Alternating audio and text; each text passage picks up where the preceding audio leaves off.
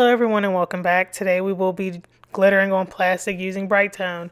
And so I told you guys in my last 101 video I was going to be running it back this month and probably flow over into February a little bit at this point.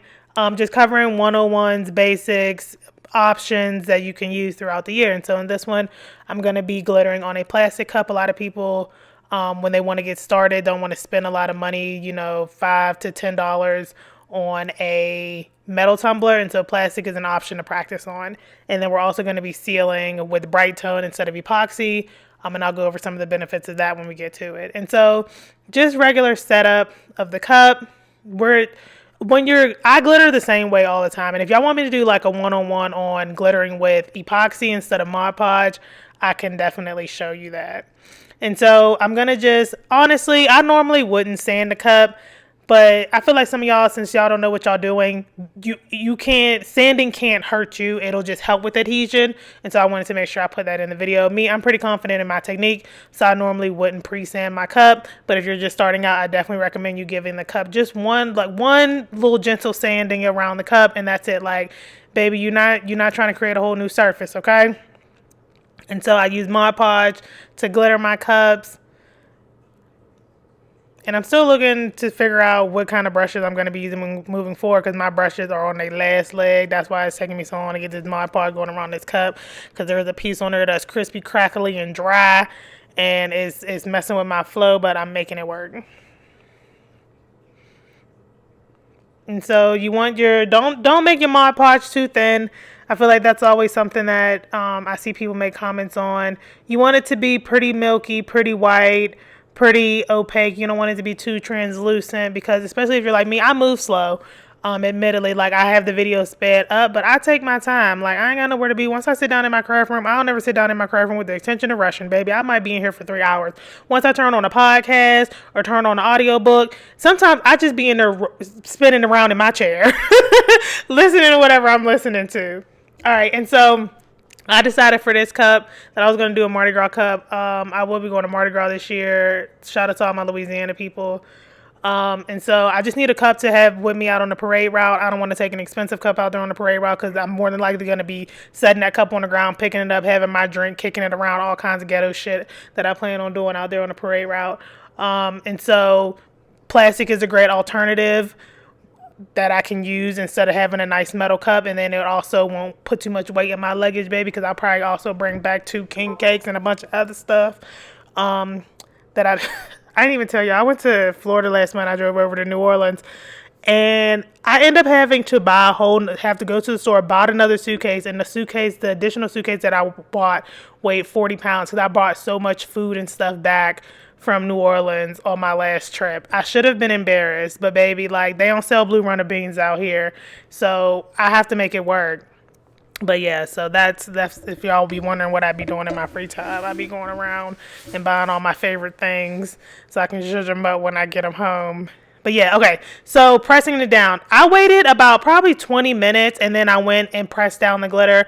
This is really important stuff for chunky glitter. You don't need to do that with fine glitter, but chunky glitter, especially when we're talking about using such a thin material to seal like Brite Tone, you're gonna want to press that glitter down. You can either do it by just like taking your palm and like pressing it in very firmly, or you can do like I did and use the paper method, whatever you feel comfortable doing, but try to get that glitter laying as flat as possible.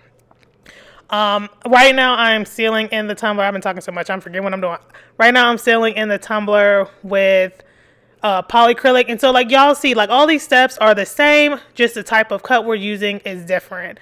And so once you kind of master the glittering, you're good. Once you master sealing, you're good. Once you master epoxying, you're good. You can apply that to different mediums, different bases, and it works out. And so you can see I didn't have that much glitter come off, which is always a good thing.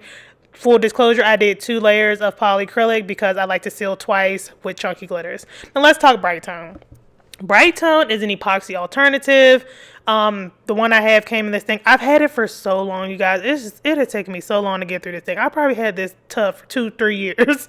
And so I just want to use some, and probably, I know I didn't take a shot of it, and I should have, but I probably only used about 1/5 of what you see in that squeeze bottle for this cup in its entirety. So that kind of gives you an idea of how many cups you could do with one jar. You could probably do 10, 15 cups with one tub. And so, like I said, Brite Tone is an epoxy alternative.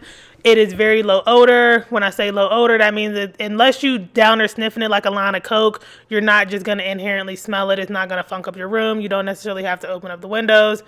They say it's a little safer. It's very, the material structure is very much that of like a polyacrylic.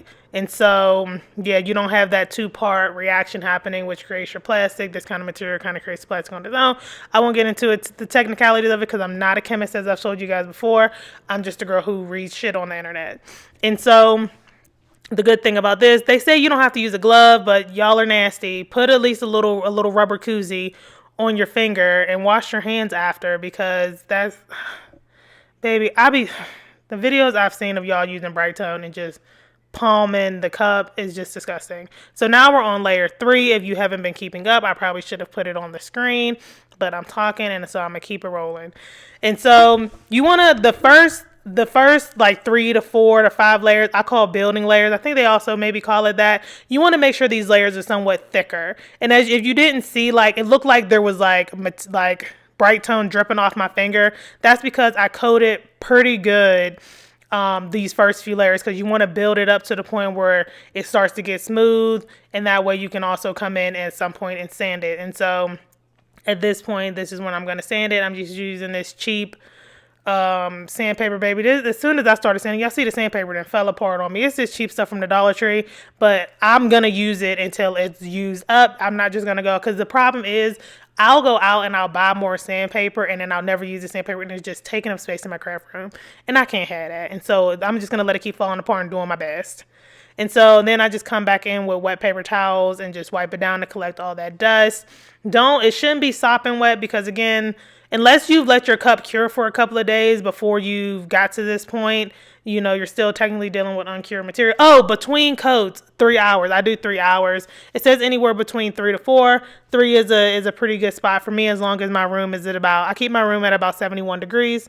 And so that works for me. Your times may vary based on the temperature of your room and other different factors like that. And so then we're just going to keep on going. So now at this point, you can do thinner layers, and you don't have to do it thick. And so, like I said, I was doing a Mardi Gras cup. I was like, ooh, I'm just showing y'all some of the DTS we have available for Mardi Gras. I don't know what I really want to do. I'm like, maybe I should just throw my name on it. I can't really figure out what I wanted to do, but I'm like, I'll show off the DTS decals just off GP so y'all can see what we got. And so I was like, oh, maybe I'll do this Mardi Gras Diva one. Like, this is super cute. And so that's what I did. I didn't want that whole wrap, because I thought it would look awkward because of the height. And so I'm just going to cut out the piece I want. That is one of the great things about DTF. If you buy like one of these wraps, and I call them junk wraps when it's like multiple different types of decals on one wrap, you can make multiple different items with it. And so I just cut out the piece that I want. And honestly, the reason I picked these decals, I really just didn't feel like pulling out my Cricut and I keep different files of just my name and my design space. I just didn't feel like doing it. And that's why I love DTF, because you pick one that looks cute, you stick it on the cup, and you keep moving. You don't have to, because sometimes I'll end up spending like an hour doing the most simplest thing on Cricut, and I'm just like, girl, next time just pick a decal and fuck the name. Okay, so that's what we're working at. It's very monotone, it very much blends in, but like when you're up close, you're like, oh, this is cute. And so that's how I kind of feel.